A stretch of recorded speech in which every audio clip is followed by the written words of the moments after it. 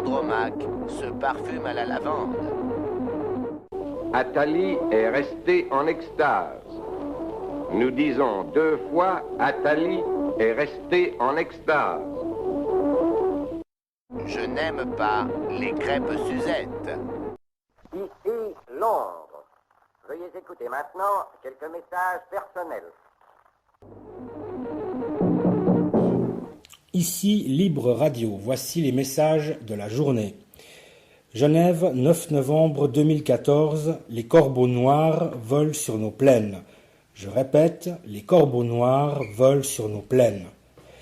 Il fait 13 fois novembre dans nos cœurs. Je répète, il fait 13 fois novembre dans nos cœurs. Géo le fou est encore dans les têtes. Nous disons 2 fois, Géo le fou est encore dans les têtes. Ici, voici le 6e bulletin d'information de la BBC. Veuillez tout d'abord écouter quelques messages personnels. La fortune vient en dormant. Heureux qui communiste a fait un long voyage. De Marie-Thérèse à Marie-Louise. Un ami viendra ce soir.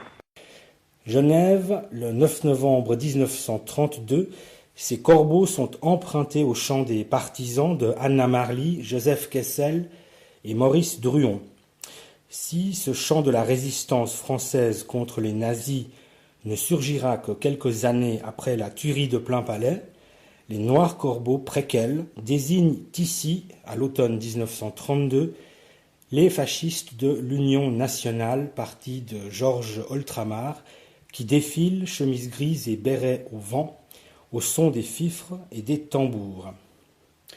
Il s'agit d'un déferlement antisocialiste, antisyndical, tout dirigé notamment contre Léon Nicole. C'est également une célébration du fascisme dans son aversion la plus nocive qui aura cours. Discipline, esprit de corps, brutalité, virilisme et emphase grégaire, mais il ne sera point dit que l'on ne s'y oppose. Les contre-manifestants, ouvriers, syndicalistes, militants de gauche, pacifistes, descendent dans la rue et tonnent de la voix ainsi que du sifflet.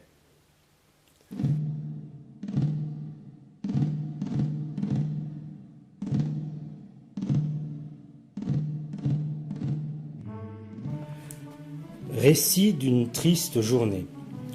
En fin d'après-midi, les premiers contre-manifestants, de 4 à 5 000 en tout, convergent vers Plainpalais et certains s'en prennent aux gendarmes qui, dès 17 heures, ne laissent pénétrer dans la salle que les personnes en possession d'une invitation de l'Union nationale. 17h30, arrivés à Genève des 610 soldats envoyés par le département militaire fédéral à la demande du Conseil d'État genevois le jour même.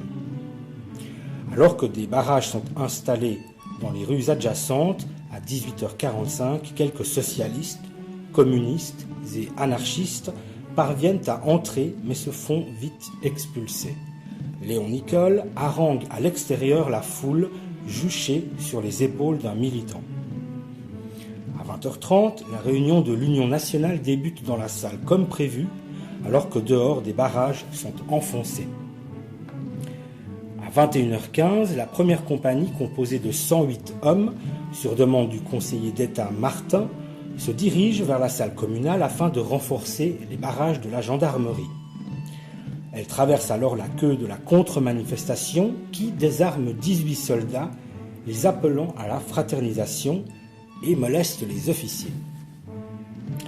À 21h34, la troupe qui a reculé et se trouve acculée contre la façade du palais des expositions, face à environ 150 personnes, ouvre le feu sur l'ordre du premier lieutenant Raymond Burnat, avec l'approbation du major Perret. Burnat déclara en 1977, je cite, que l'honneur de l'armée était en cause, fin de citation, et affirmera que la sommation avait été donnée par des trompettes, un signe qui ne sembla pas compris par la foule. Après 12 secondes de tir, 10 personnes restent couchées sur le pavé, essentiellement des badauds, car seuls 3 militent dans des partis de gauche et 65 sont blessés, dont 3 meurent par la suite. La foule se disperse rapidement alors que des barrages de policiers et de soldats sont mis en place et équipés de fusils mitrailleurs. 2 camions du département des travaux publics, sur lesquels sont installées 2 mitrailleuses lourdes, se postent à l'entrée de la rue de Carouge et sur le boulevard du Pont d'Arve. Les obsèques organisées le 12 novembre sont suivies par des milliers de Genevois sous le coup de l'émotion. Dès le lendemain, le 10 novembre, le Conseil fédéral commet un arrêté dont voici la substance. Le Conseil fédéral suisse, vu l'article 102, chiffre 10 de la Constitution et l'article 3 du Code pénal militaire du 13 juin 1927, énonce le Conseil fédéral. Article 1er. Les troubles survenus à Genève le 9 novembre 1932 obligent le Conseil fédéral et le Conseil d'État du canton de Genève à utiliser des troupes pour assurer la tranquillité et l'ordre dans le pays. Ces troupes sont en service actif. Article 2. Les civils qui, pendant ce service actif, se rendent coupables d'un délit mentionné à l'article 3 du Code pénal militaire du 13 juin 1927 sont soumis au droit pénal militaire. Article 3. Le présent arrêté entre en vigueur le 11 novembre 1932. En somme, c'est la loi martiale qui est proclamée dans la République par le sieur Giuseppe Motta himself, celui du parc Sympa, du côté de la Servette. Beaucoup moins sympa est le fait que, tout récemment, en 2012, une nouvelle constitution genevoise autorise de nouveau le recours et l'appui de l'armée suisse pour maintenir l'ordre civil, l'article 112. Cercle vicieux, concentrique et ou consanguin quand tu nous tiens.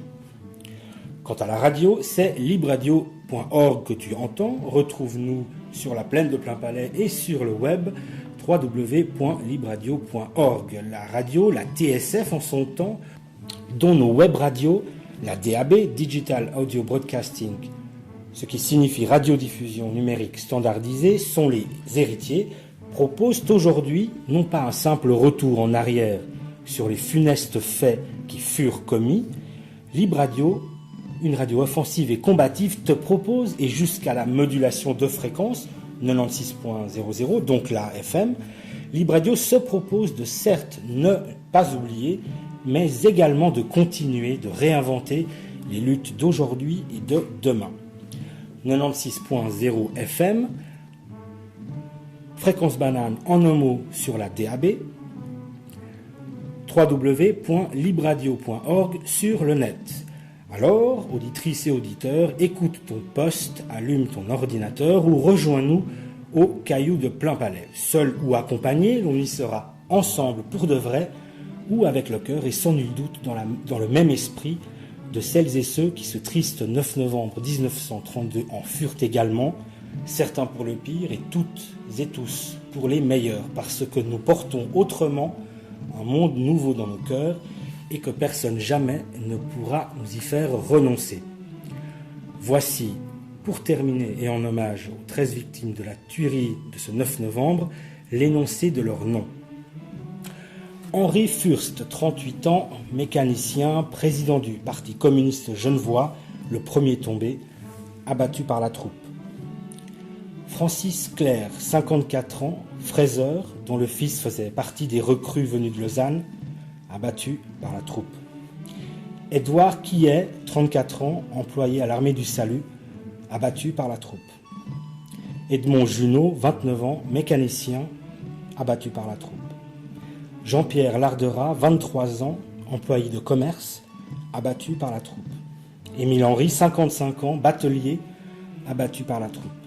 Gabriel Loup, 57 ans, patron boulanger, abattu par la troupe.